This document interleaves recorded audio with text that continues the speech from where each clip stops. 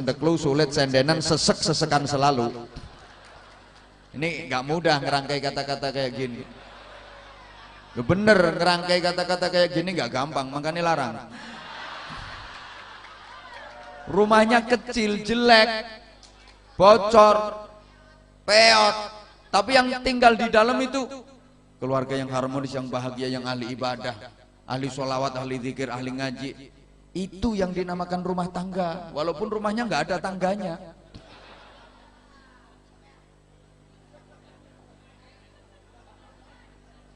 Maka sungguh keberkahan dalam hidup ditentukan dengan kualitas manusianya. Kita ini sudah nggak saatnya berpikir tentang enak apa nggak enak. Itu pikirannya anak kecil. Mohon maaf. Subhanallah. Ya, saya berdiri aja karena kelihatannya jamaah yang datang mayoritas ibu-ibu, cewek-cewek dan kaum perempuan. Maka saya harus berdiri karena saya sadar hasil survei, riset dan penelitian terakhir membuktikan bahwa laki-laki yang tahan berdiri lebih dicintai kaum perempuan.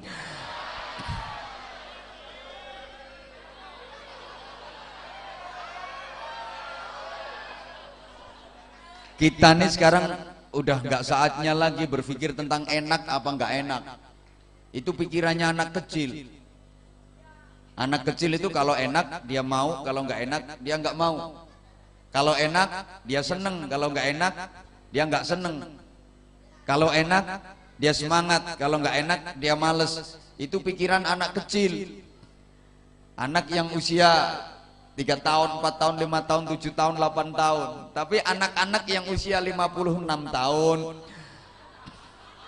anak-anak yang usianya 62, itu udah nggak saatnya lagi berpikir kayak gitu.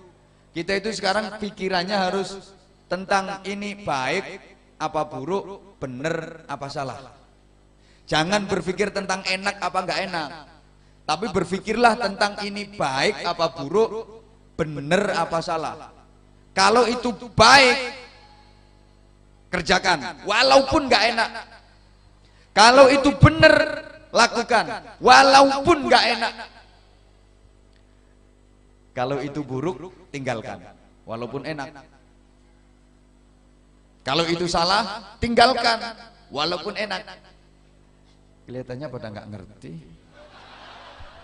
Emang agak susah sih ngomongin orang-orang yang IQ-nya rendah itu.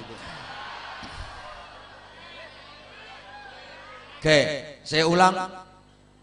Udah nggak saatnya lagi kita berpikir tentang enak apa nggak enak. Kalau enak mau, nggak enak nggak mau. Kalau enak semangat, kalau nggak enak males.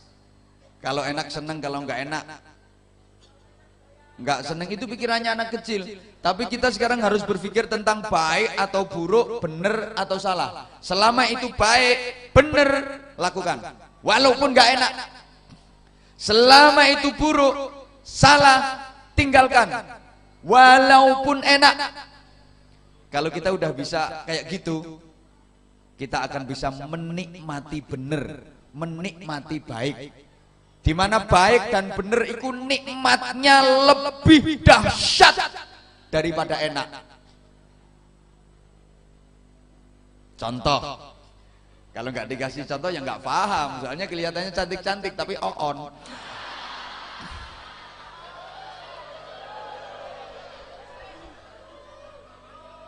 Contohnya gini, bukti bahwa benar, baik itu jauh lebih nikmat daripada enak. Contoh, pemain bola ketika berhasil bikin gol ke gawang lawan, bukan ke gawang sendiri. Pemain bola ketika bisa bikin gol ke gawang lawan, dia betul-betul bisa menikmati sampai gulung-gulung, gelundung. Karena yang dilakukan benar dan baik. Dia nggak melakukan pelanggaran, nggak offside, nggak melakukan kesalahan. Yang dilakukan benar, yang dilakukan baik, nggak ada pelanggaran, nggak ada offside.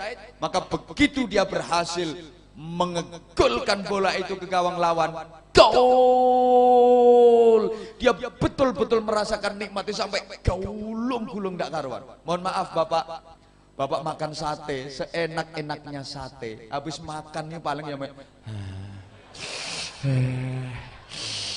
apa ada orang habis makan sate terus gelundung saking nikmatnya. Pemain bola itu saking nikmatnya ya habis ngegolnya terus mau menek kancane. Masa sampean habis makan rawon terus wenekan celingkrik. Enggak kan? Yang dilakukan benar, yang dilakukan baik, maka dia bisa menikmati sampai gulung enggak karu-karuan. Mohon maaf, sampean habis hubungan intim suami istri yang dianggap paling enak. Paling esbarnya mau klewes. Apa ada orang habis gituan terus yes?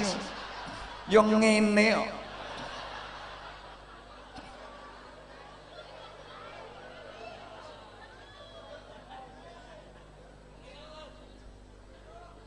Allahumma sholli ala Muhammad.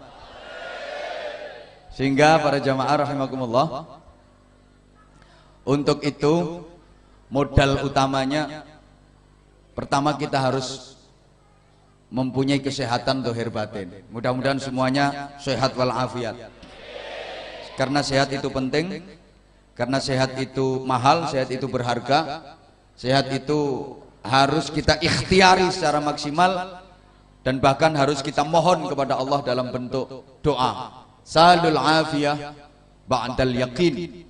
Kalian semua mintalah diberi kesehatan setelah kalian punya keyakinan, setelah kalian punya keimanan. Mintalah kepada Allah, mohonlah kepada Allah agar diberi kesehatan setelah kalian punya keyakinan dan keimanan. Kenapa demikian? Karena sekuat apapun iman seseorang, sehebat apapun iman seseorang, kalau dia nggak sehat, kalau dia sakit-sakitan, maka ibadahnya nggak akan bisa sempurna. Misalnya imannya kuat, imannya hebat, tapi sakit-sakitan, nggak mungkin bisa pergi haji, menggerikan. Imannya hebat, imannya kuat, tapi nggak sehat, sakit-sakitan. Ya nggak. Kadang-kadang puasa aja nggak mampu.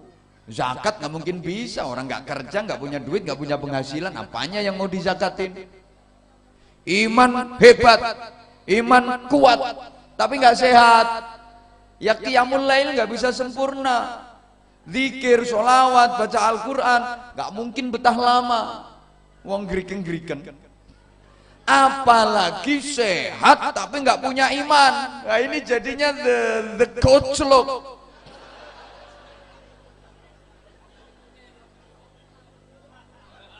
Para pelaku tindak kriminal, para pelaku maksiat itu rata-rata ya orang-orang yang berbadan sehat, bertubuh sehat, betul? Kok nggak semangat sih? Yang melakukan kejahatan, yang melakukan maksiat itu rata-rata orang-orang yang tubuhnya sehat, betul? Koruptor-koruptor yang suka ngabisin duit negara itu orang-orang yang tubuhnya sakit apa sehat? Sehat. Yang suka ke klub malam, sukanya dugem, tahu dugem ya? Duduk gemetar itu loh, naik ojek.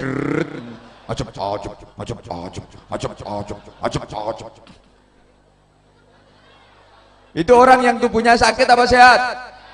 Sehat. Yang suka teler, itu orang-orang yang tubuhnya sakit apa sehat?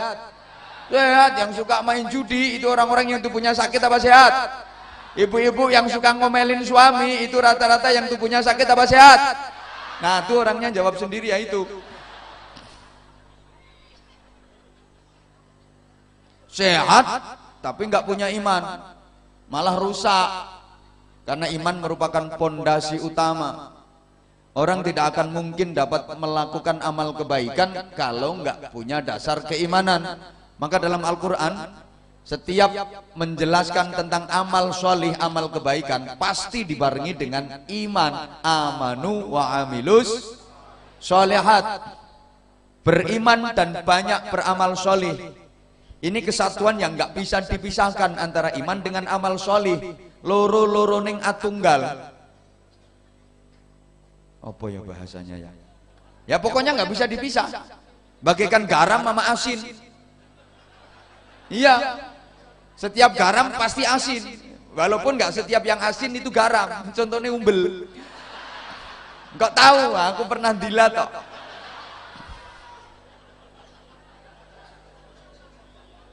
Amanu wa amilus solihat, ini nggak bisa dipisahkan. Beriman dan banyak beramal solih. Artinya orang yang beriman itu pasti amalnya solih. Semakin kuat imannya, semakin banyak amal solihnya. Semakin tipis imannya, semakin sedikit amal solihnya. Kalau nggak punya iman, ya nggak mungkin melakukan amal solih. Sebaliknya, amal solih itu mempertebal dan menguatkan keimanan. Semakin banyak amal solihnya, imannya semakin kuat. Kalau amal solihnya cuma dikit, imannya ya tipis. Kalau nggak pernah melakukan amal solih, imannya hilang. Maka nggak bener kalau misalnya ada orang ngomong kayak gini. Itu yang nyuri emang dia tuh pencurinya, tapi meskipun dia pencuri sebenarnya dia imannya kuat itu imannya. Lah kalau imannya kuat ya nggak mungkin nyuri. Kenapa dia nyuri? Ya karena nggak punya iman. Ingat sabda Rasulullah, la yasriku sariqun hina yasriku wa huwa mu'minun. Pencuri itu nggak mungkin nyolong andaikan dia punya iman. Karena iman itu sifatnya fluktuatif, yazidu wa yanqusu, kadang bertambah, kadang berkurang, kadang habis sama sekali. Lah pencuri ketika dia nyolong tuh imannya lagi habis. Imannya lagi habis. Maka nggak ada ceritanya copet ngerebut tasnya orang sambil baca takbir. Allahu Akbar, itu nggak ada.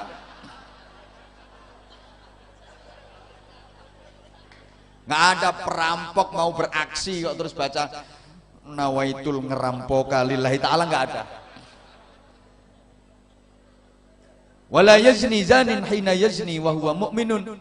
Orang nggak mungkin berbuat zina andaikan dia punya iman. Kok dia sampai berbuat zina waktu itu imannya lagi hilang? Makanya nggak ada orang mau zina kok tawasul dulu. Nggak ada.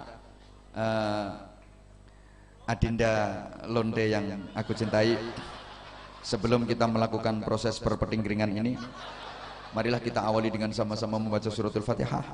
Mudah-mudahan perpetinggiringan ini dibarokai oleh Allah Subhanahu wa taala.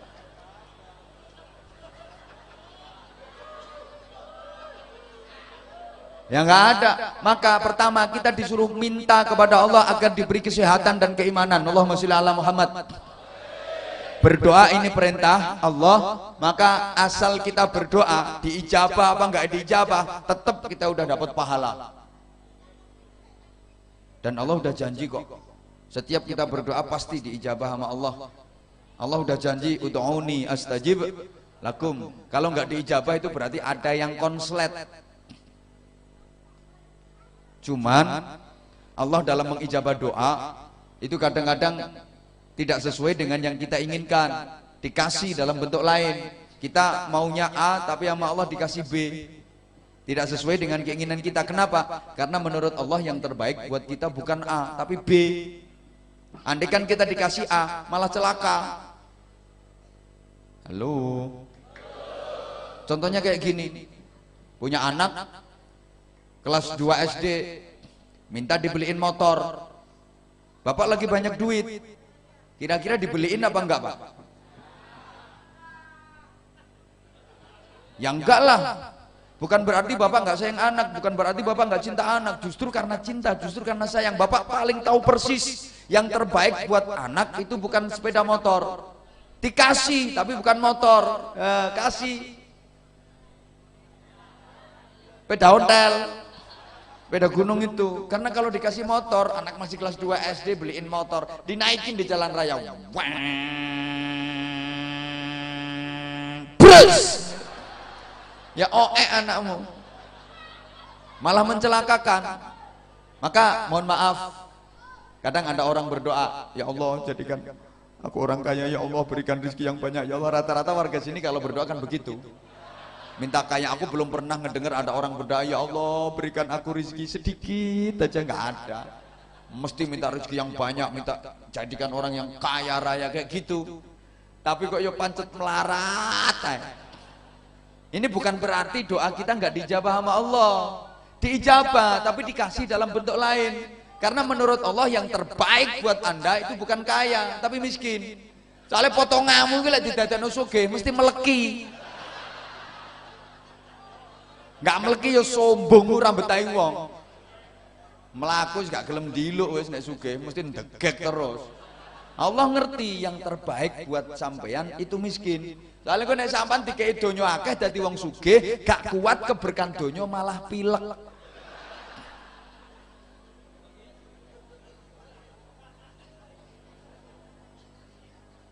Oi.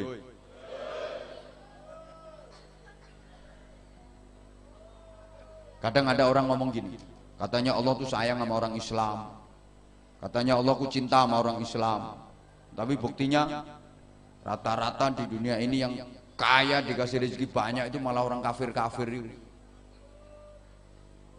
Cino-cino sing ora Islam sugih-sugih kabeh. Padahal ora kenal Gusti Allah dadekno sugih kaya ngono. Kene salat kecilik ya pancet kere.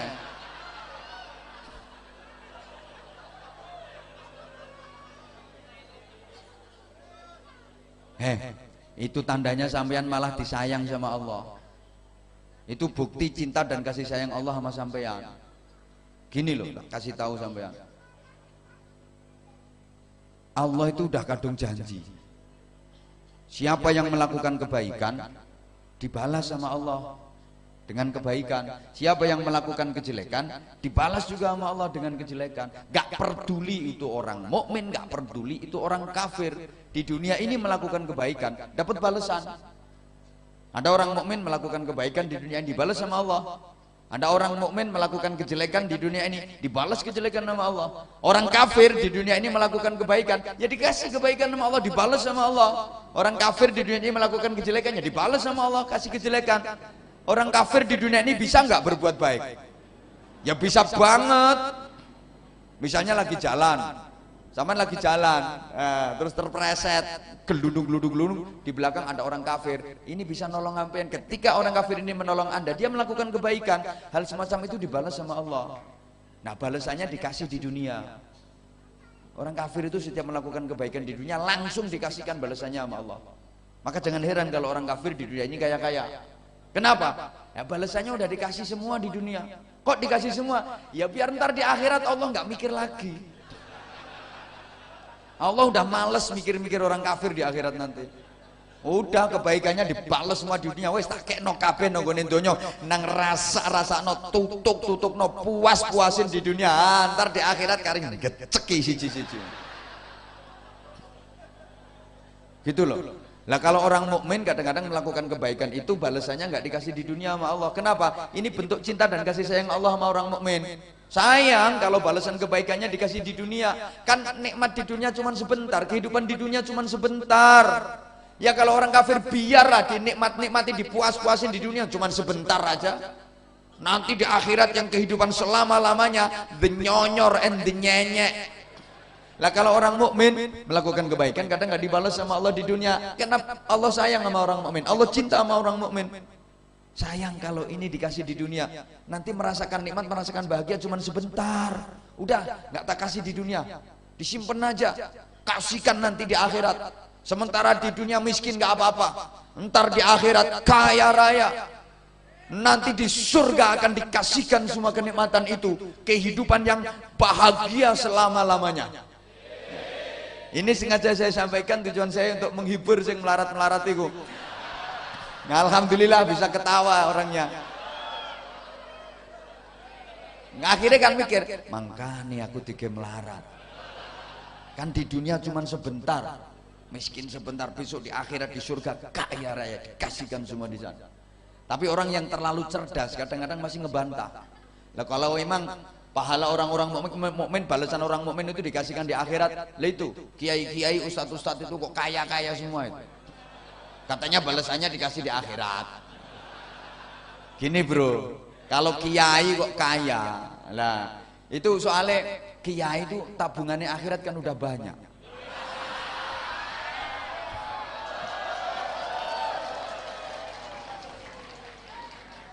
Jadi lah karena tabungan di akhirnya udah banyak, udah punya tabungan tahajud, punya tabungan jihad, punya tabungan dakwah, punya tabungan zikir, punya tabungan baca Quran, macam-macam, punya tabungan ya mendidik para santri dan umat, jamaah, masyarakat. Udah banyak banget tabungannya di akhirat, maka sebagian bonusnya dikasihkan di dunia.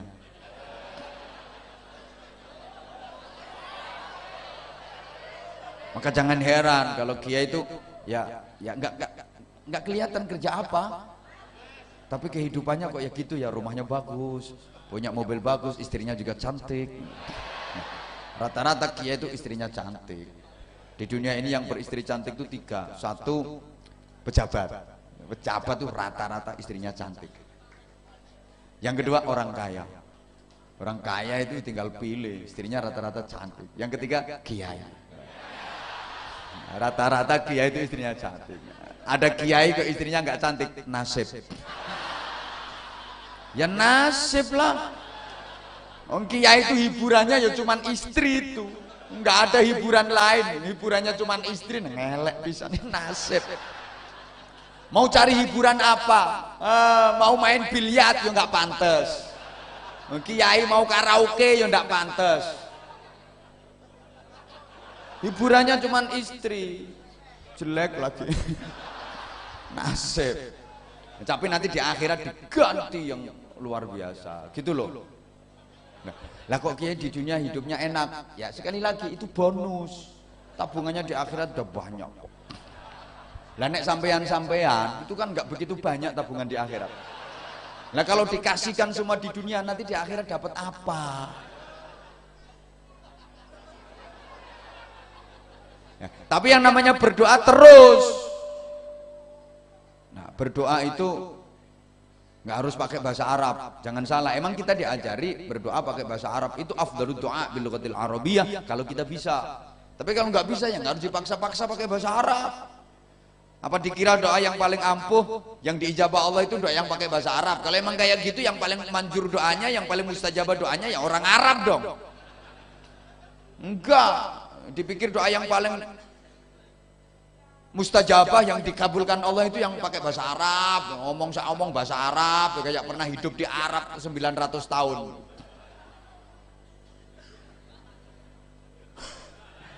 Masak di warung kopi, bayar ya bahasa Arab. Berapa Bu? 15.000. Ngeluarin duit ya. A'udzubillahi minasyaitonirrajim. Bismillahirrahmanirrahim. Kasih duitnya 20.000. Terima kembalian 5.000. Ya bahasa Arab nih. Alhamdulillahirabbil alamin. Ini yang punya warung ketularan, ngelus dada sambil bahasa Arab. Innalillahi wa inna ilaihi raji'un. Ya Arab kesasar tekondi. Enggak. Doa yang paling didengar Allah, yang paling kabul, yang paling mustajabah itu doa yang pakai bahasa hati. Pakai bahasa hati. Mohon maaf. Orang-orang tua dulu itu rata-rata nggak bisa bahasa Arab. Kalau saya orang Jawa, ya orang Jawa tua dulu itu rata-rata nggak bisa bahasa Arab, nggak bisa. Mau bilang syamir khairon fatrukil bago, nggak bisa yo, semar gareng petruk bagong. Padahal itu aslinya bahasa Arab. Syamir khairon fatruk bago. Syamir dibilangin kok. Syamir itu cancut tali wondo. Punya semangat yang tinggi, khairan, melakukan kebaikan, fatruk, tinggalkanlah al-bagho, kelacutan dan kesesatan. Ngono, semangat melakukan kebaikan, tinggalkan kejelekan. Semar gareng petruk bagong, aslinya bahasa Arab. Syamir khairan fatrukil bagho. Orang tua dulu. Modelmu kok kaya gak percaya tak omong.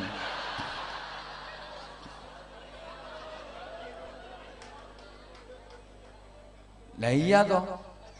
Mau bilang afwun, angel ya apem. Wali-wali daya ya iwel-iwel. Ndak iso. Rabbana atina fid dunya hasanah, Rabbana dzalamna anfusana, Rabbana kangelan ya urap-urap wis ngono. Penuh dengan filosofi. Ya kapan-kapan kalau diundang lagi tak jelasin lah. Ini ada yang lebih penting yang harus dijelasin. Rata-rata iya ya. Nggak bisa bahasa Arab. Doanya ya kalau orang Jawa ya bahasa Jawa nyel itu. Mambu Arab itu ndak. Tapi kok mandi-mandi, kok kabul, karena doanya pakai bahasa hati. Kalau dipikir ya nggak masuk akal lah. Masa apa ya, nyembuhin orang sakit gigi itu doanya cuman kayak gini. Godong pari godong waluh, ora mari tambah abuh, ditiupin sembuh. Padahal doanya itu kebalikan ya, bertentangan. Nah, sekarang yang dibacain pakai Arab kayak apa ya, malah mentek-mentek. Ada orang bisulan itu doanya nggak ada Arabnya sama sekali. Kidul kono ono Semar gawe pundung, upilku irung ora sida dadi udun. Itu cuteno upil irung, usap-usapno sembuh, lep hilang, bisulnya hilang. Loh, aku udah pernah praktek gitu. Pernah bisul yang kecil itu kata orang Jawa udun semat itu. Wah, tiang, ampun sakitnya, sampai panas dingin, kepala pening, panas tidak karu-karuan, melakukan geliang-geliang kena udun semat. Aku ingat, wah ini ada doa manjur, ampuh ini doanya orang kuno dulu. Tak bacain. Kidul kono ono Semar gawe pundung, upil kuirung ora sida dadi udun. Tak cutekno, adek pas beler dadi yo oleh akeh lah, enak. Langsung tak usap-usapno. Subhanallah, luar biasa. Sore tak bacain doa, paginya langsung manak telu.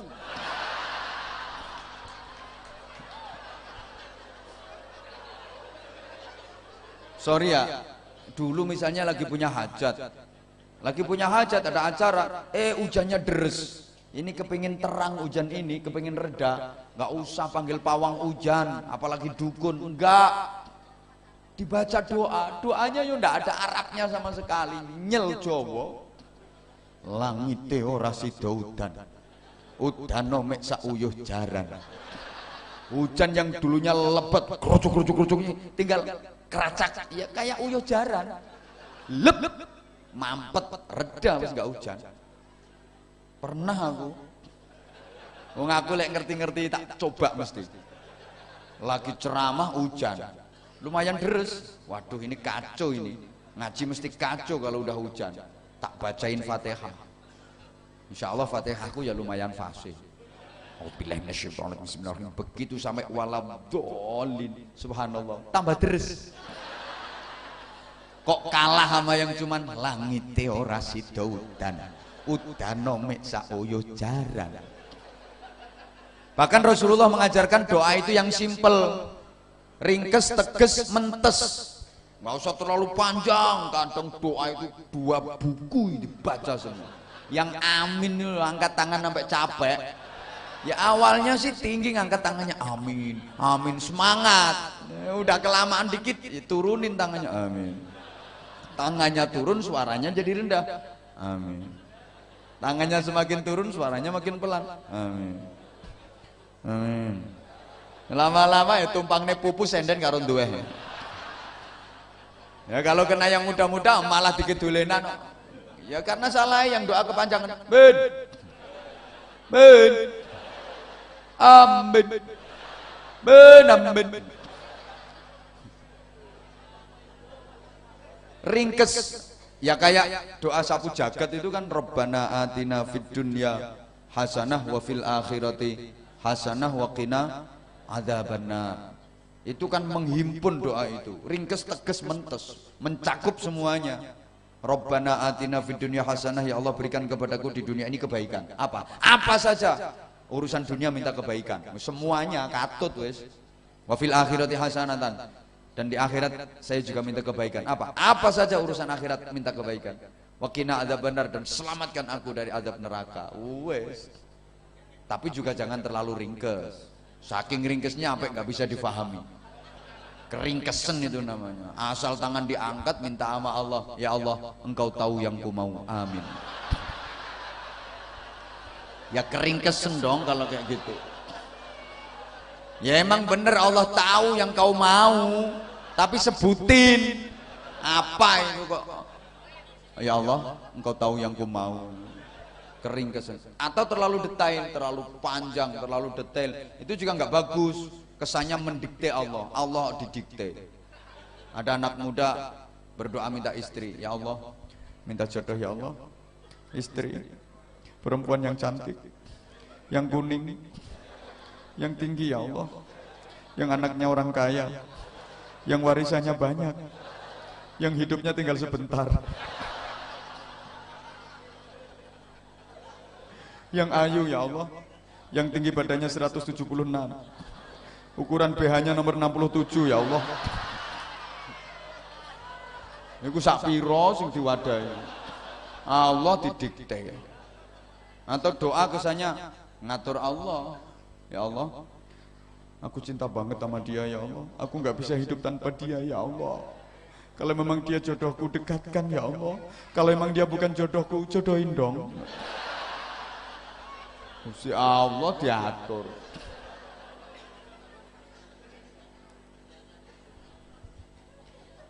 Allahumma sholli ala Muhammad. Nah, sehat itu maka meliputi 5 hal: fisik, psikologis, sosial, kultural, dan spiritual. Understand? Makasih. Kurang semangat ibu-ibu nggak ikut. Ibu kalau aku bilang understand, ibu-ibu harus semangat. Yes, oke? Belum pernah ngikut ngaji aku berarti. Saya ulang, fisik itu meliputi 5 hal. Sehat itu meliputi 5 hal. Sehat zahiran wa batinan, meliputi 5 hal. 1 fisik, kedua psikologis, ketiga sosial, keempat kultural, dan kelima spiritual. Understand? Makasih. Kenapa sih ketika aku bilang understand ibu-ibu harus yes? Kan understand itu bahasa Inggris dari 2 suku kata under dan stand. Under artinya di bawah, stand artinya kan berdiri. Jadi kalau yang di bawah udah berdiri, ibu-ibu harus yes gitu.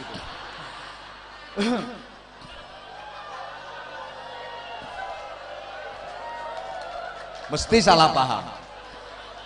Artinya kalau rakyat yang di bawah udah berdiri menyampaikan aspirasi dan aspirasinya bener, nah yang di atas harus yes. Ngono lho.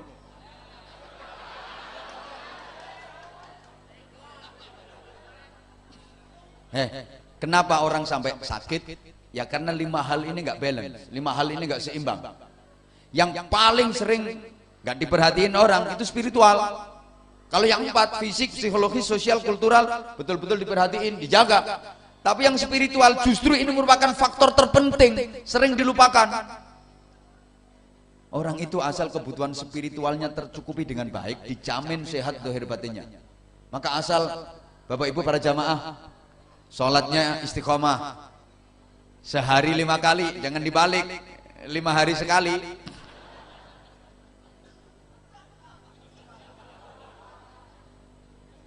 Gara-gara urusan kerja, alasan sibuk lah, yang mestinya sholat sehari 5 kali dibalik jadi 5 hari sekali, digabung-gabung lagi. Ya aneh aja niatnya. Usolli fardhu subhi wal dhuhri wal asri wal maghribi wal isya'i oplosan lillahi ta'ala. Sholatnya dioplos.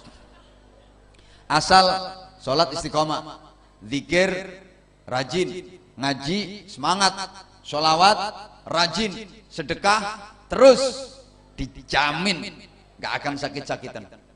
Kayak malam hari ini subhanallah, saya betul-betul mencium aura syurgawi. Ini yang datang ini calon-calon ahli syurga. Nanti Bapak Ibu di akhirat ke syurga kalau jadi. Ya kalau jadi. Pokok selama kebutuhan spiritual tercukupi dengan baik, dijamin sehat walafiat, dijamin gak akan sakit-sakitan. Bener. Subhanallah Bapak Ibu, ternyata 80% penyakit itu sumbernya dari hati. 80% penyakit itu sumbernya dari hati. Penyakit yang bersumber dari makanan itu cuma 20%. Saya tahu persis karena saya dibilangin orang. Ya dikasih tahu sama orang. Saya punya temen dokter, dokter itu duduk genderuwo. Aku dikasih tahu bahwa ternyata penyakit itu sumbernya yang 80% itu dari hati. Dari makanan cuma 20%, sehingga akhirnya saya termasuk orang yang nggak setuju kalau ada orang punya sakit tertentu, punya penyakit ini, menderita penyakit ini terus makan dibatasi. Gara-gara sakit ini nggak boleh makan ini, nggak boleh makan itu, nggak boleh makan begini, nggak boleh makan begitu, nggak boleh makan model ini, nggak boleh makan model itu. Saya nggak setuju. Kenapa? Udah sakit makan dibatasi lagi. Yang tambah ngrik-ngrikan. Orang sakit itu butuh asupan gizi, butuh vitamin malah dibatasi. Nggak apa-apa sebenarnya, nggak ada larangan dan pantangan tuh nggak ada. Selama tidak berlebihan. Yang nggak boleh itu kalau berlebihan. Sakit apapun nggak ada pantangan. Aku berani kok ditokno karo dokter sapa ae wani. Soalnya ya nggak mungkin itu terjadi ngono. Nggak ada pantangan, nggak ada. Yang nggak boleh itu kalau berlebihan. Jangankan orang sakit, orang sehat ya kalau berlebihannya bahaya, betul? Coba kalau ini kita mau pakai resepnya Rasulullah, dijamin nikmat, dijamin sehat. Dengerin, ini urusan Departemen Perbadokan. Kalau urusan makan, itu resepnya Rasulullah gimana? Jangan makan sebelum lapar, berhentilah makan sebelum kenyang. Mesti nikmat, mesti sehat. Kita kan enggak, kita tuh belum lapar udah makan, sekalinya makan pasti kekenyangan. Malah ini gampang loro. Modelmu kok gak percaya tak omongnya. Ini serius. Kadang-kadang prihatin saya.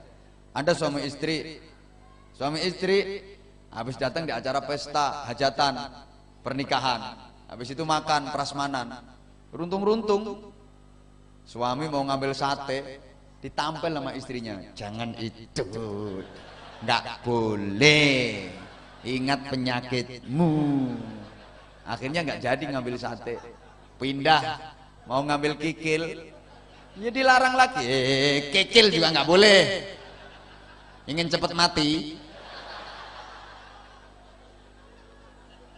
nggak jadi, pindah lagi mau ngambil soto. Apa itu soto yo nggak oleh. Akhirnya suaminya kan jengkel, mbuh mambuh, barang-barang gak oleh.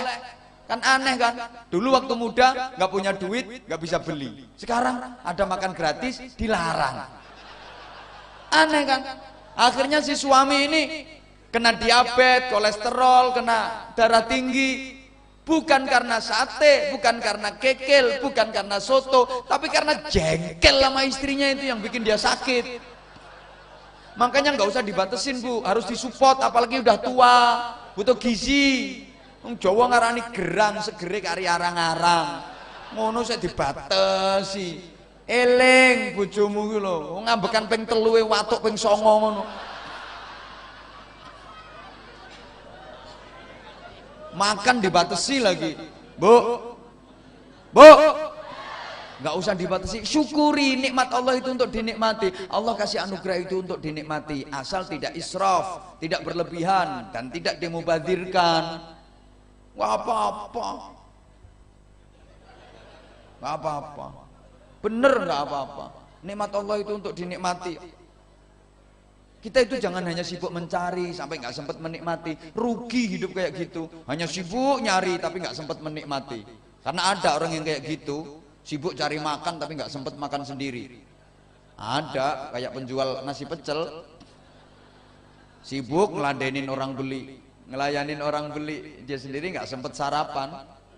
Ya nasi pecelnya habis, tapi setelah itu diberangkatkan ke rumah sakit, opname, nggak sempat sarapan, hanya sibuk mencari, nggak sempat menikmati. Rugi bro.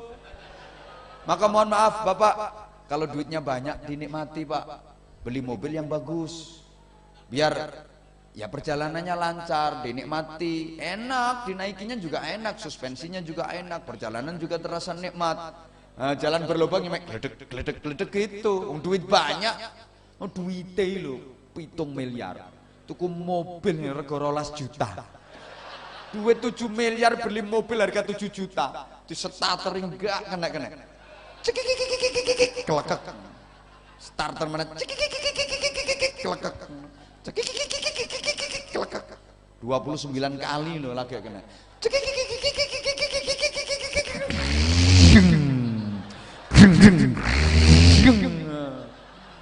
Akhirnya dipancal gasnya ki melaku prok.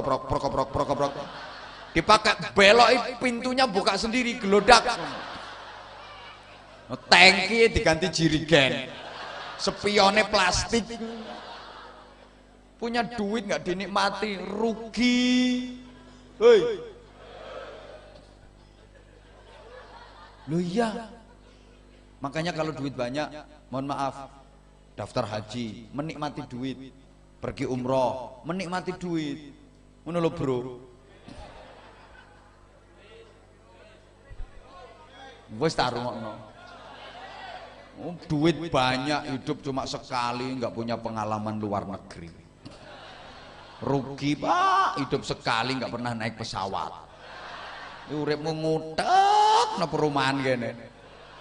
Salah aslimu desa rene lak minggat. Asli minggat.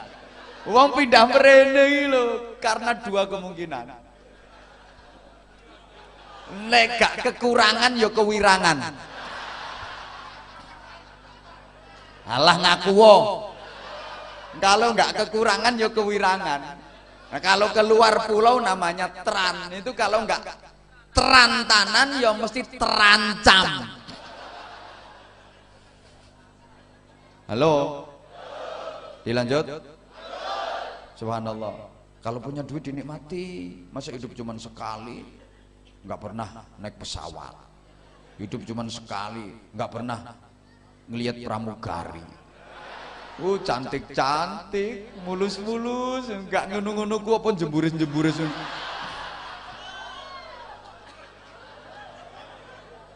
Pak,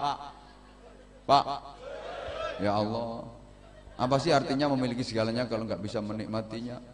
Percuma. Kadang-kadang punya duit sampai triliunan, yang dinikmati cuma ratusan ribu. Rugi. Ya malah diperbudak duit, diperbudak harta. Kan hidup ini yang penting bukan apa dan berapa yang kita dapatkan, tapi apa dan berapa yang bisa kita rasakan. Hidup ini bukan tentang apa dan berapa yang kita miliki, tapi apa dan berapa yang bisa kita nikmati. Percuma mendapatkan kalau nggak bisa merasakan. Ingin dapat jabatan, ingin dapat kedudukan, berhasil didapatkan, tapi nggak bisa merasakan, rugi. Kepingin jadi anggota legislatif, kepingin jadi anggota dewan, usaha dilakukan, duit dibagi-bagi, kampanye sana sini, saudara-saudara, sampai selebaran visi misi beredar di mana-mana, foto baliho dipajang di mana-mana, sampai dipaku di pohon, dia rela jadi penunggu pohon, rela jadi penunggu jembatan. Begitu dia dapatkan jabatan itu, 3 bulan masuk penjara gara-gara kasus korupsi. Itu kan mendapatkan tapi nggak bisa merasakan. Hidup ini bukan tentang apa yang kita miliki, berapa yang kita miliki, tapi apa yang bisa kita nikmati, apa yang bisa kita berapa yang bisa kita nikmati untuk kita syukuri. Percuma punya segalanya nggak bisa menikmatinya. Punya TV gede, lebar, 1000 in, tapi mata belek nggak sembuh-sembuh, kan nggak bisa nonton TV. Mending TV kecil tapi mata sehat, dipentelengi sewaktu-waktu bisa. Kursi aja harganya 950 juta, tapi pantat bisulen terus, bokong udunen nggak waras-waras, kayak iso lungguh. Mending kursi dari bambu, pakune deng serong ate dilunggui, bokongnya kecantol nganti berdarah-darah, tapi kan sehat toh. Besok berani duduk lagi walaupun kecantol lagi. Percuma Pak punya istri cantik semok, tapi istrimu tiap hari anyang-anyangan terus, nggak kena diule-ule. Ya mending nggak begitu cantik tapi sehat, sewaktu-waktu bisa digunakan. Ini sengaja saya sampaikan untuk menghibur yang wajahnya jelek-jelek itu. Ya artinya ibu kalau dikata-katain nama suami udah jelek, bawel, cerewet, nggak usah ngebantah, santai aja, biarin jelek, yang penting nggak anyang-anyangan. Saya nggak ngerti anyang-anyangan mek plonga-plonga, nggak ngerti ya wis. Sampai ditanya orang, anyang-anyangan itu bahasa Indonesianya apa? Tawar-tawaran.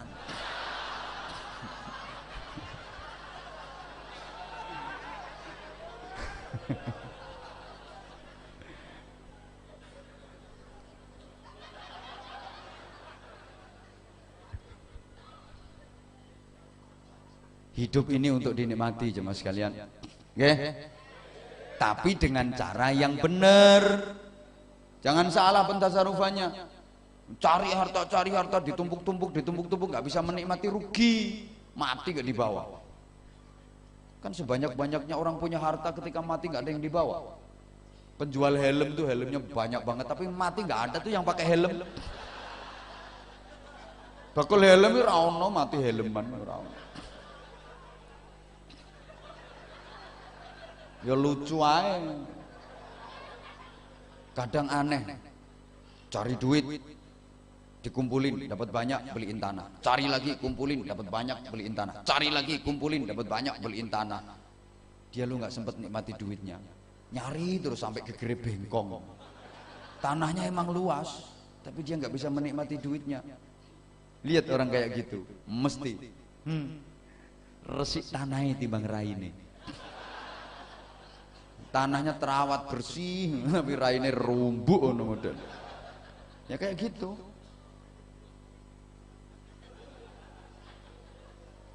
Bersyukur, kalau mau bersyukur dengan cara yang benar ditambah sama Allah, la in syakartum la azidannakum, ditambah kenikmatannya sama Allah. Tapi awas kalau kufur, wala in kafartum inna adzabi lasyadid. Allahumma shalli ala Muhammad. Ibu bapak jemaah rahimakumullah, kenapa orang sakit berikutnya yang kedua? Karena banyak mengeluh. Mohon maaf, kakean sambat, dikit-dikit mengeluh, dikit-dikit mengeluh, ada masalah dikit, waduh, wah gimana, wah, waduh gimana, ada masalah dikit, wah, aduh gimana, wah, aduh gimana, ada masalah dikit aja, wah, aduh gimana, ngeluh terus. Itu yang bikin ya mudah sakit, hidupnya nggak enak. Halo. Nah, sekarang ini zamannya makin parah. Orang itu dikasih sedikit dia mengeluh, dikasih banyak dia selingkuh. Nggak boleh. Bapak ingat, sehebat-hebatnya bapak nggak akan ada artinya tanpa doa istri.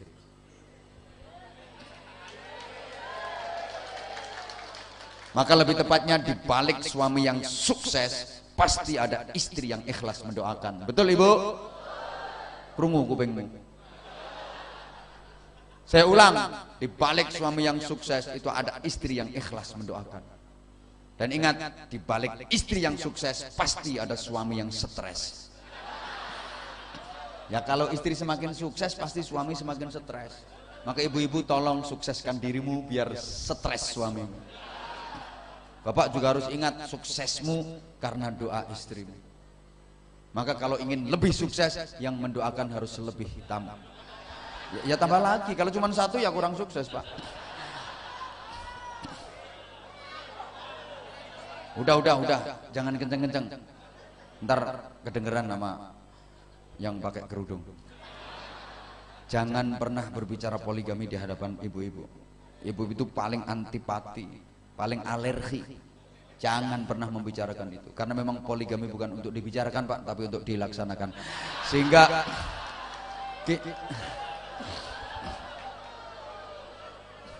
berikutnya berikutnya kenapa orang itu gampang sakit, kenapa orang itu hidupnya susah, karena dia nggak pandai bersyukur. Kalau ingin menikmati hidup itu caranya, pertama harus pandai bersyukur, yang kedua berusaha berbagi dan membahagiakan orang lain, yang ketiga jangan merasa sedih dan tertekan karena orang lain menjelek-jelekan kita. Biar orang lain menjelek-jelekan kita, biar orang lain memfitnah kita, balas aja dengan kebaikan. Jangan sampai kalah sama pohon mangga. Pohon mangga itu luar biasa, dia dilempar pakai batu, ngebalasnya pakai buah mangga, kadang sekaligus 5.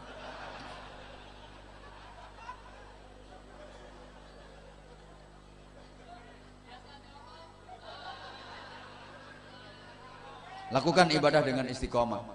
Lah emang kayak gitu. Rasulullah seperti itu, disakitin kayak apapun Rasulullah tetap membalas dengan kebaikan. Maka ketika ditanya, ya Rasulullah siapa orang yang baik itu? Rasulullah menjawab, Al-Muhsin, orang yang baik itu man ahsana man asa'a. Orang yang membalas kebaikan terhadap orang yang berbuat jahat kepadanya. Diperlakukan jahat oleh orang lain, yang ngebalas dengan kebaikan. Itu memang betul-betul orang yang baik. Kenapa begitu? Ya, orang yang baik itu nggak bisa membalas dengan kejelekan, itu nggak bisa. Meskipun orang lain berbuat jahat kepadanya, dia tetap aja membalas dengan kebaikan. Kenapa? Dia nggak bisa membalas dengan kejelekan, karena dia sudah benar-benar baik, sehingga dia udah nggak punya simpenan kejelekan. Mulane nek bales ya apa yo gak duwe simpenan elek. Oh, arep bales elek nganggo apa? Gak duwe elek pisan. Gak duwe simpenan. Maka kalau ada orang yang kelihatannya khusyuk, kelihatannya salate Allahu Akbar, tasbihne muter terus lambene umi-umi, bukan wiridan, ngapalno utang. Ngapalin utang. Tapi ketika diperlakukan jelek sama orang lain, disikapi jahat sama orang lain, ngebalasnya sama kejelekan, dia membalas dengan kejahatan, itu belum orang baik, dia bukan orang baik. Sesungguhnya dia orang jelek, tapi dia pinter nyimpen kejelekannya. Kalau emang orang baik, meskipun diperlakukan jelek sama orang lain, difitnah sama orang lain, ngebalasnya tetap baik. Kenapa? Dia nggak bisa ngebalas jelek. Orang dia nggak punya simpenan kejelekan, balasnya ya api. Kayak Rasulullah Shallallahu Alaihi Wasallam. Subhanallah, Rasulullah itu ya beda dengan nabi-nabi yang lain. Sehingga Rasulullah itu afdalul mursalin, paling utama-utamanya para rasul, sayyidul anbiya, penghulu para nabi. Nabi-nabi yang lain itu kalau umatnya nakal, umatnya ingkar, umatnya kafir, ya dinasihati, dituturi sakene maksimal. Halo. Teman kok gak pati ngrungokno model. Nabi-nabi yang lain itu ketika umatnya ingkar, ketika umatnya kafir, ketika umatnya menentang, nggak mau iman, dinasihati semaksimal mungkin. Dinasihati nggak kena, dinasihati kok tetep aja kafir, didongakno mati. Iya, nabi-nabi yang dulu kan gitu. Ajak-ajak dakwah tentang tauhid la ilaha illallah, ajak-ajak keimanan. Ternyata banyak yang nggak mau. Ya terus ajak-ajak, terus dinasihatin, terus diupayakan secara maksimal. Gak kena, tetap kafir, tetap ingkar. Dongakno mati, dongakno dapat bencana, didoakan dapat musibah. Nabi-nabi dulu rata-rata begitu. Maka zaman dulu banyak bencana, banyak musibah terjadi. Itu gara-gara yang mengajukan proposal yang nabinya sendiri. Jadi akeh bencana, akeh musibah sing ngajono proposal nabine dhewe. Yang mengajukan proposalnya nabi, sama Allah ya langsung di ACC.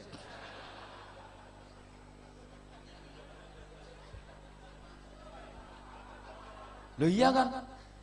Nabi Nuh dakwah, bayangin 800 tahun cuman dapat pengikut 80 orang. 800 tahun cuman dapat pengikut 80 orang. Ya udah penuh kesabaran. Telaten, sawabar, nakal dituturin, nakal dinasihati, kafir dinasihati, ingkar dinasihati, melawan, menentang dinasihati, udah kayak gitu. Lama-lama habis kesabarannya. Entean sabar, dongakno mati. Rabbi la tadhar 'alal ardi minal kafirina dayyara innaka in tadharhum lam yalidu illa fajiran kaffar. Ya Allah, karena kalau engkau tinggalkan satu orang saja kafir di muka bumi ini, dia akan mana anak yo kafir, putune kafir, tahu wes tambah akeh wong kafir. Pun ya Allah, hancurkan mereka, binasakan mereka, turunkan azabmu kepada mereka, habisi mereka semua. Nabi Nuh sing njaluk. Ya langsung Gusti Allah melakukan pemutihan. Uang sing kafir-kafirnya lunas. Nabi-nabi dulu gitu gayane. Iya gayane ngono. Nabi Musa yang dakwah, ajak-ajak iman. Umatnya malah nentang. Dongakno udan getih, gerocok-gerocok hujan darah. Tobat kami iman kapok. Didongakno Nabi Musa bencanane ilang. Gelem iman, enggak lama kafir meneh, ingkar meneh, dongakno ya Allah udan kodok. Krotok hujan kodok katak ini. Ngono gayane nabi-nabi biyen.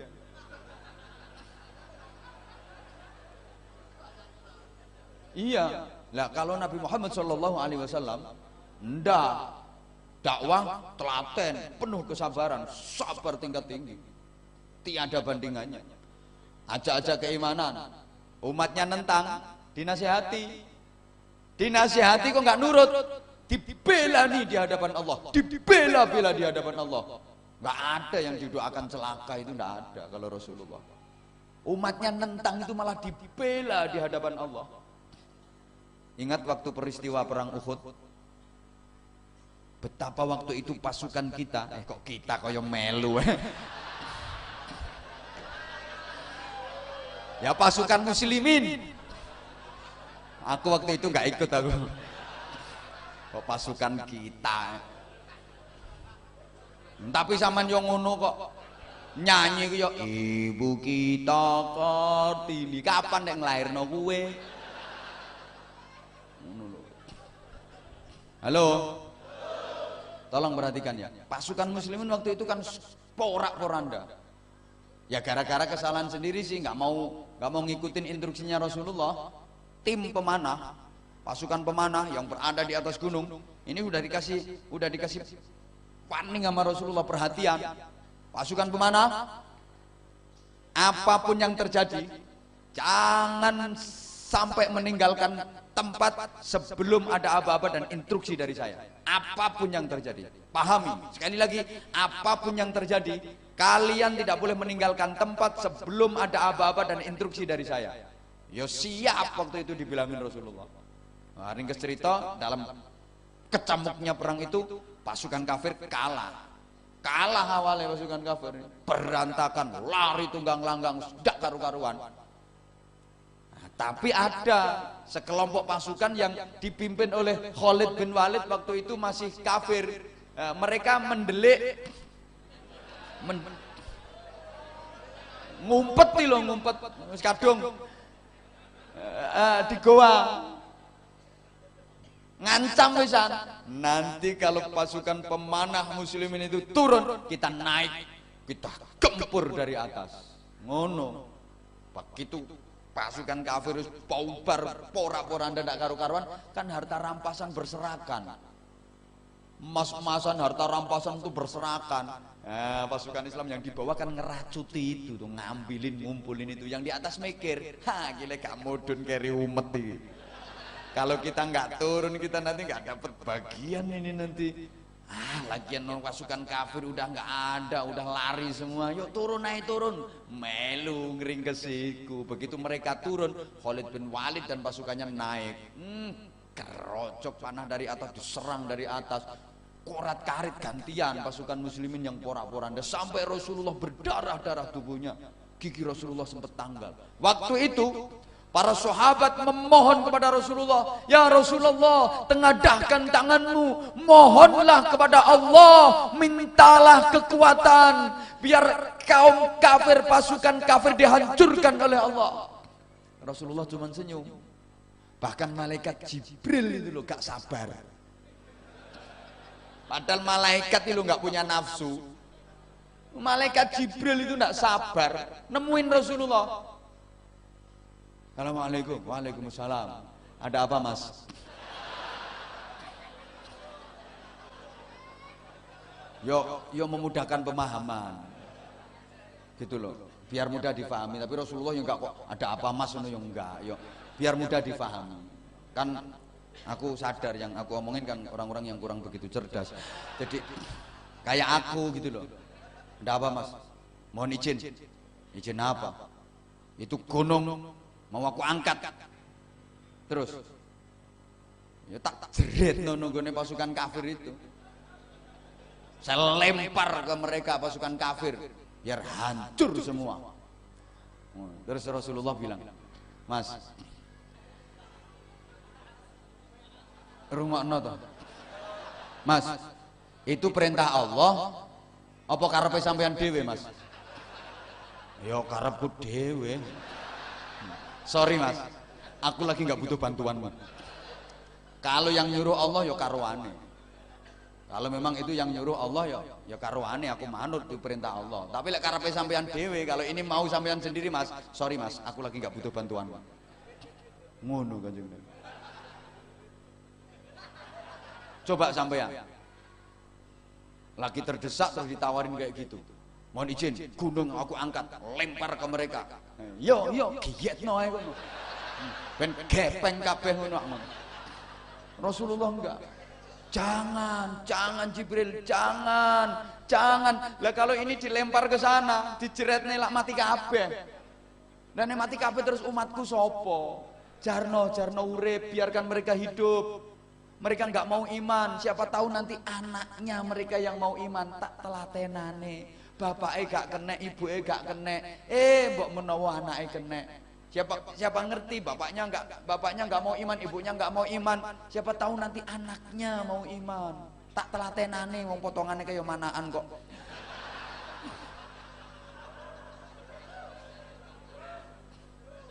Malah didoakan nama Rasulullah, Allahumma hdi qaumi fa innahum la ya'lamun. Ya Allah, berikan hidayahmu, petunjukmu kepada kaumku itu.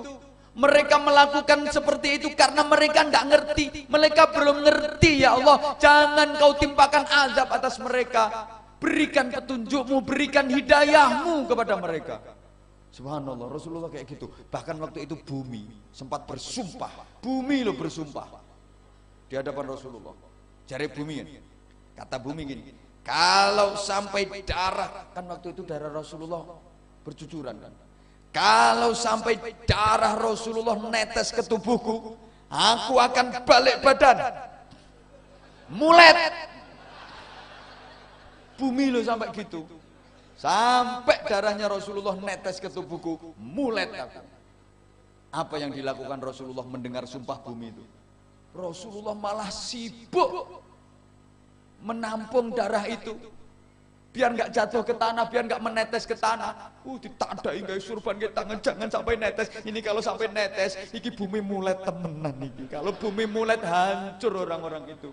Subhanallah, coba sampean. Ya malah dipiur-piur nang ngene getene. Halo. Rasulullah kok kayak gitu. Subhanallah. Jadi wong apik ya diapiki, wong elek ya diapiki. Kok dieleki? Menikmati hidup. Hidup nanti akan terasa nikmat. Terus kemudian berikutnya, kenapa orang itu gampang sakit, hidupnya susah? Karena mohon maaf, di samping kurang pandai bersyukur, banyak mengeluh, terus orang itu galau.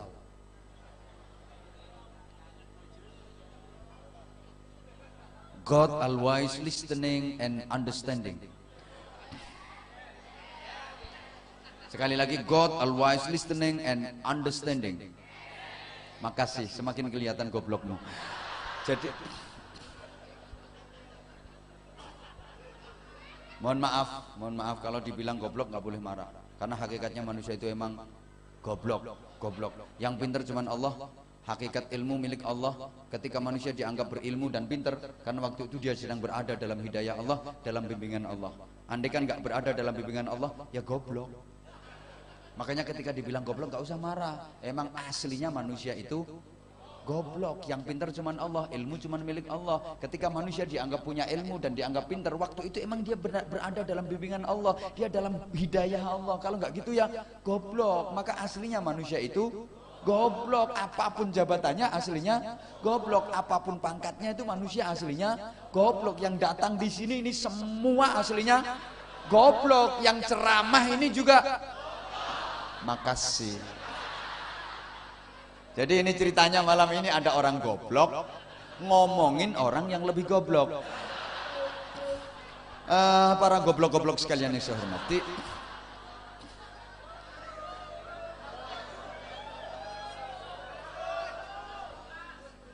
kenapa orang itu galau? Karena dia melupakan Allah, sehingga dia pun dilupakan oleh Allah. Saya ulang, kenapa sih orang kok galau? Karena dia melupakan Allah, sehingga dia dilupakan oleh Allah.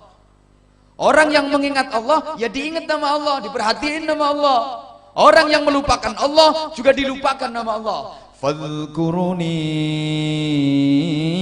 adhkurkum washkuruni wala takfurun. Berzikirlah kalian kepadaku, aku akan menzikiri kalian. Bersyukurlah kalian atas nikmat-nikmatku, jangan kalian mengkufurinya. Gitu loh. Kalau kita zikir ke Allah, Allah juga zikir ke kita. Untuk mudah dipahami kayak gini. Aku tuh apa kata kamu? Ya kalau kamunya ingat aku, akunya juga ingat kamu. Kalau kamu sering ingat aku juga sering ingat kamu. Kalau kamu terus saja ingat aku juga akan terus saja ingat kamu. Kalau kamu selalu ingat aku juga selalu ingat kamu. Kalau kamu banyak ingat aku juga banyak ingat kamu.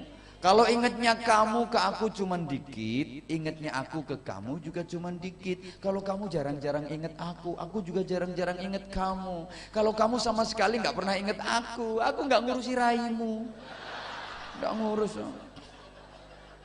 ngurus rupamu. Iya, maka sungguh zikir itu luar biasa, jemaah sekalian. Sehingga jangan pernah percaya kalau ada orang yang nggak ibadah tapi ngaku-ngaku deket sama Allah, ngaku-ngaku mimpi ketemu sama Rasulullah. Jangan mudah percaya. Hoi, uang nggak pernah sholat, nggak pernah sholat dan cerita, aku tadi malam mimpi ketemu Nabi Muhammad. Jangan pernah percaya. Ngapain Nabi Muhammad kok nemuin dia itu, lo ngapain? Janjiannya lo kapan? Hoi. Ada orang zikir nggak pernah, sholat nggak pernah, cerita. Semalam aku ketemu sama Sunan Kalijogo. Ya yang mikir, lah nyapa Sunan Kalijogo kok kelayapan metu wong gak sholat iki lho. KRPG kurang penggawean. Hoi. Aku jadi teringat pernah aku ziarah pas ke mana ya, Batu Ampar Madura itu. Tuh aku nyampe situ belum zuhur. Di situ ada orang duduk bersila, rambutnya panjang. Sambil muter tasbih terus tahu apa yang dia baca. Duduk bersila di situ. Subhanallah. Begitu azan zuhur, dia tetap aja duduk di situ, nggak sholat. Aku memang kebetulan lagi sengaja istirahat di situ agak lama. Ada yang perlu dilakukan. Sampai azan asar, dia tetap aja duduk di situ, nggak sholat asar. Sampai azan maghrib masih di situ dia, nggak sholat maghrib. Isya nggak sholat. Mosok jamak kok langsung papat. Sholat jamak langsung pati aturannya sopo. Aku mikir berarti nggak sholat. Habis isya lagi ngopi bareng sama aku. Ngopi bareng, waktu ngopi bareng tuh dia cerita, alhamdulillah saya riadohnya udah berhasil. Aku aja penasaran, kok udah berhasil, emang dapat isyarah apa, dapat alamat apa? Aku udah ketemu sama Nabi Khidir. Semakin penasaran aku, ketemunya di mana? Dia ngomong di pom bensin, di SPBU. Ketemu di mana? Cara tanan kan ning pom. Jadi ketemu Nabi Khidir no SPBU. Aku yang mikir, nah nyapa Nabi Khidir no SPBU? Masa Nabi Khidir kentekan solar?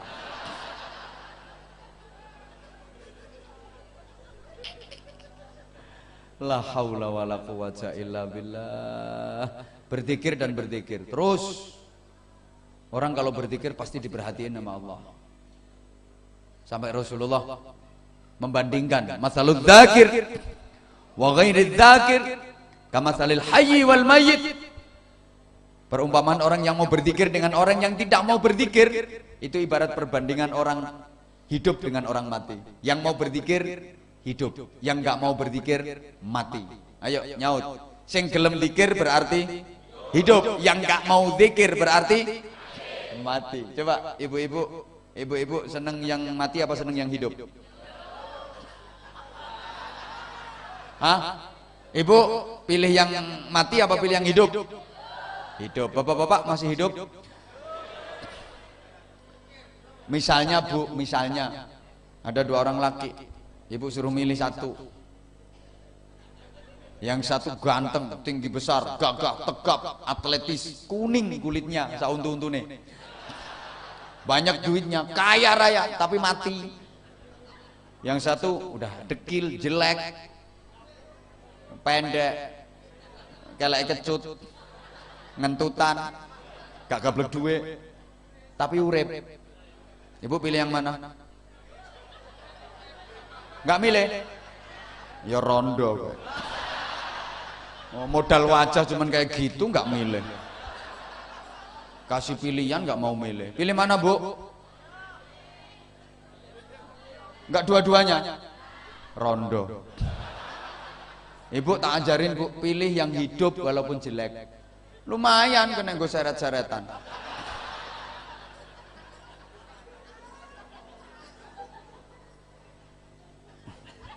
Loh, hidup sama mati itu beda banget. Sorry ya, ada HP dipencet tombol powernya, keluar bunyinya, ding ding ding ding ding ding ding ding ding ding ding ding. Nah itu berarti HP mati apa HP hidup? Mati apa hidup? Hidup. Metu suarane, metu gambare. Ada HP dipencet tombol power, tek tek, mesti tek tekan sekuat-kuatnya. Enggak keluar gambarnya, enggak keluar suaranya. Hidup apa mati? Mati. Ya, sekarang ada cangkem. Apa? Oh ya mulut. Mulut. Di tombol powernya pakai afdhalul dzikri, bunyi la ilaha illallah, la ilaha illallah. Berarti itu mati apa hidup? Hidup. Sekarang ada mulut. Ditekan tombol powernya, cetek afdhalul dzikri duwe. Nah, itu berarti mulut hidup apa mati? Yang kenceng dong jawabnya. Ada orang warga perumahan sini pagi-pagi jam 4 dini hari dipencet tombolnya pakai as-salatu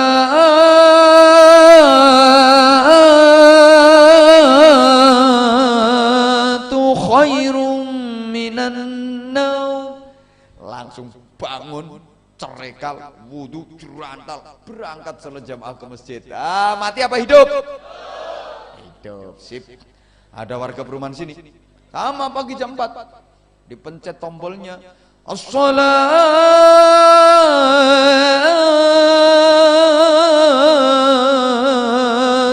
khairum minan naum, malah kelon. Hidup apa mati? Masuk mati iso kelon. Ya kelihatannya hidup tapi sesungguhnya mati. Itulah bangkai jalan-jalan. Padahal kita sesungguhnya sering seperti itu, betul?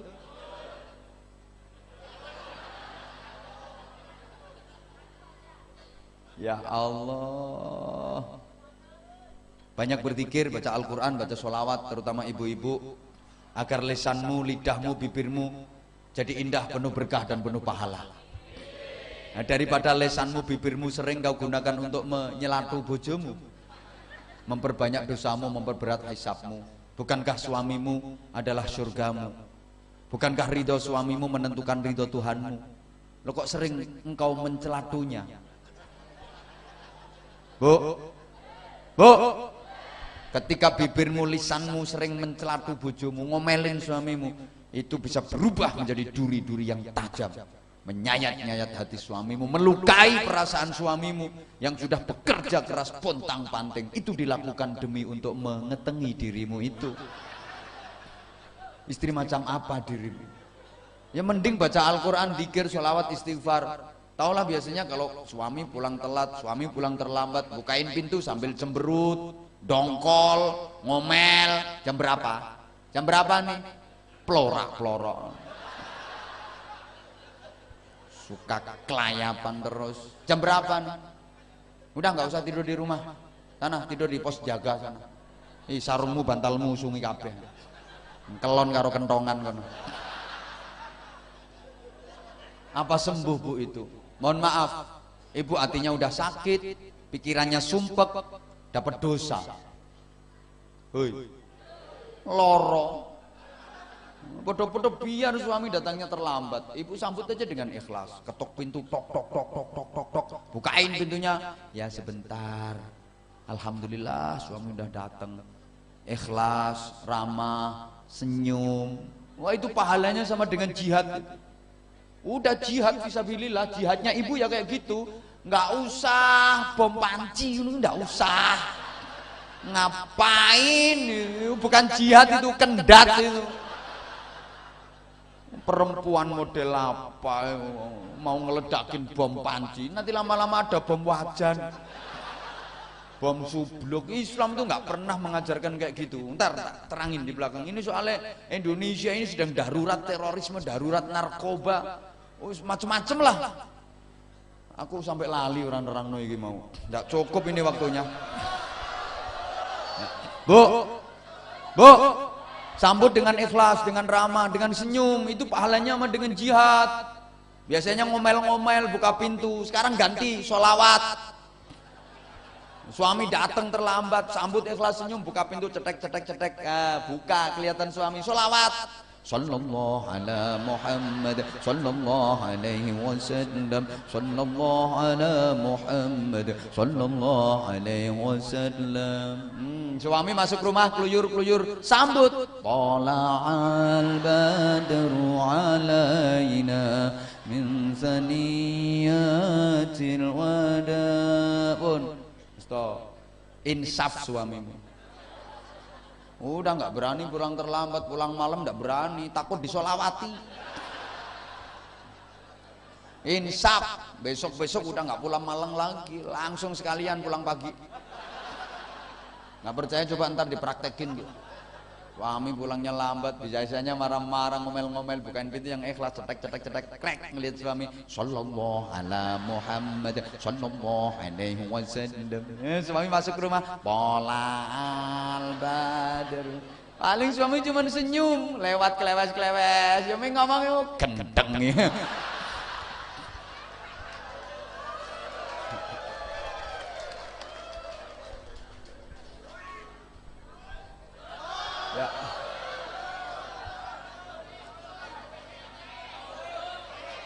Iya.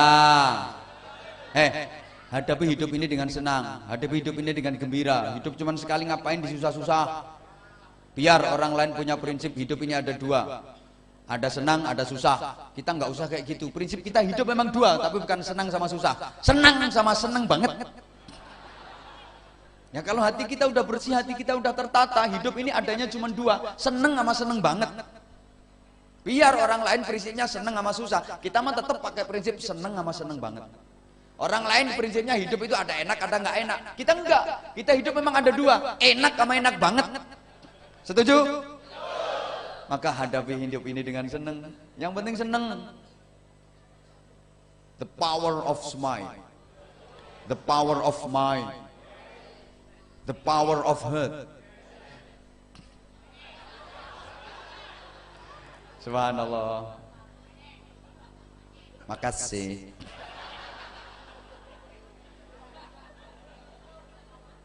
Hidup ini hadapi dengan senyum, optimis, seneng aja.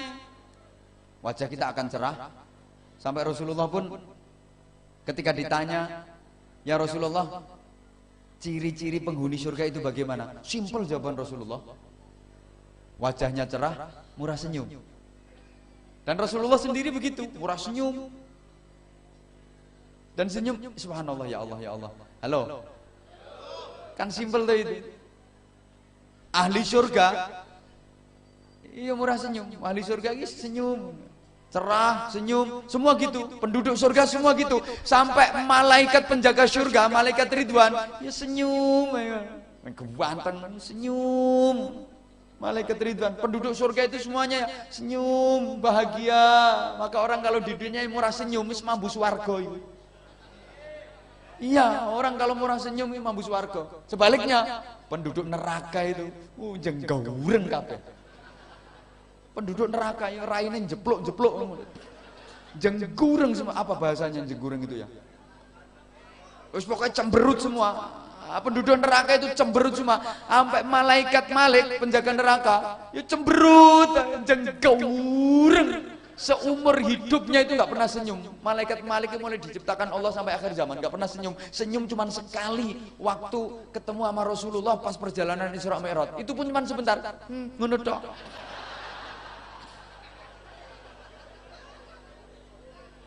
Habis itu ya cemberut terus sampai akhir zaman. Malaikat Malik. Makanya uang nontonnya neng jenggawureng cemberut asli wong ngono kuwi mambu neraka wisan. Sorry ya, secantik apapun perempuan kalau cemberut jelek. Nggak percaya coba ibu cemberut mecucuan terus bercermin ngoco. Nek perlu difoto. Ketokno lambene tok. Mesti well. Halo. Ya Allah ya Karim. Subhanallah. Senyum itu ternyata subhanallah mempunyai beberapa kekuatan. Pertama, bukti bersyukur. Orang tersenyum hatinya bahagia, bukti bersyukur. Yang kedua, senyum itu bukti optimis. Orang-orang sukses itu orang yang optimis. Orang-orang sukses di dunia ini adalah orang-orang yang optimis, menatap masa depan. Husnudzan billah min husnil ibadah. Husnudzan kepada Allah, yakin akan kekuasaan Allah, yakin akan mendapatkan anugerah dan keberhasilan, kesuksesan dari Allah. Itu adalah termasuk ibadah yang terbaik. Orang-orang sukses itu orang-orang yang optimis. Aku bisa, aku bisa, aku bisa. Orang pesimis itu pasti gagal dalam hidupnya. Karena orang optimis itu ibarat orang mau melangkah, ibarat orang mau jalan. Halo. Orang optimis itu pasti gagal dalam hidupnya. Karena orang pesimis, orang pesimis itu ibarat orang yang udah mengubur sebelah kakinya sebelum melangkah. mau jalan kok kakinya dikubur sebelah. Oh, kayak aku ini nggak mungkin bisa pergi haji sampai mati gak iso haji. Kayak aku ini nggak mungkin bisa hafal Quran, ya nggak mungkin bisa hafal lah, dia pesimis. Yang ketiga, senyum itu bernilai sedekah. Tabassumuka fi wajhi akhika laka shadaqatun. Senyummu kepada saudaramu itu bernilai sedekah. Maka jangan diremehkan. Walaupun cuma senyum itu menjedetkan lambe. Nilainya sedekah. Jangan pernah meremehkan amal kebaikan yang kelihatannya kecil. Kadang dalam amal kebaikan yang kelihatannya kecil, di situ terdapat ridha Allah. Itu yang bisa mendatangkan rahmat Allah. Jangan pernah diremehkan.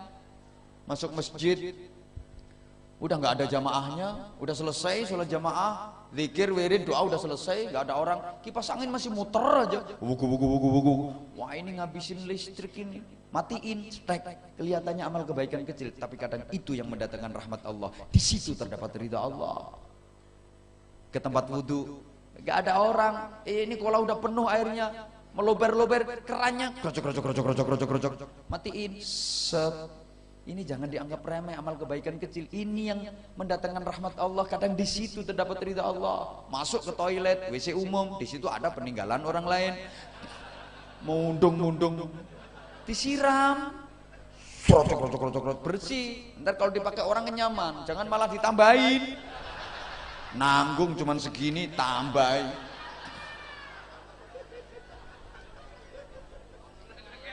Berikutnya ternyata senyum itu antioksidan yang spektakuler, kekebalan terhadap macam-macam penyakit. Orang yang murah senyum itu gak gampang sakit. Orang yang murah senyum itu sehat pribadinya, gak gampang sakit. Gak percaya? Coba teliti tetangga-tetangga Anda. Teliti tanggomu. Wong sing grapyak, Semanak, Sumeh, Hajar, Serawung, modelnya itu akrab. Halo. Tanggomu sing gaureng itu loh. Delok. Wajah sing model kemerawuk ngono lho. Wajah-wajah jemotos. Kemampleng. Kemeplak ya. Halo.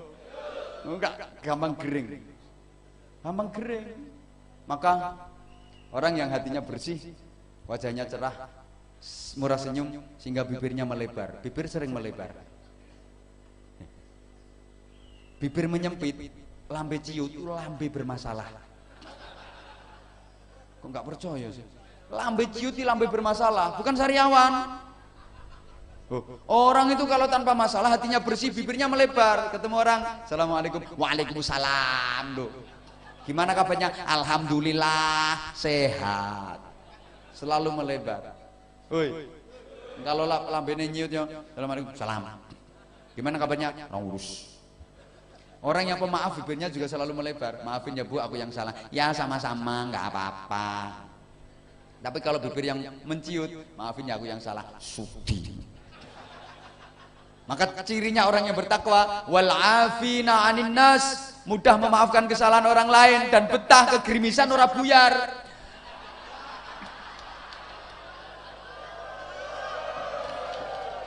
Gimana? Apa langsung doa? Nah, ini masih baru sampai. Halo. Dilanjut. Ndi te gremes?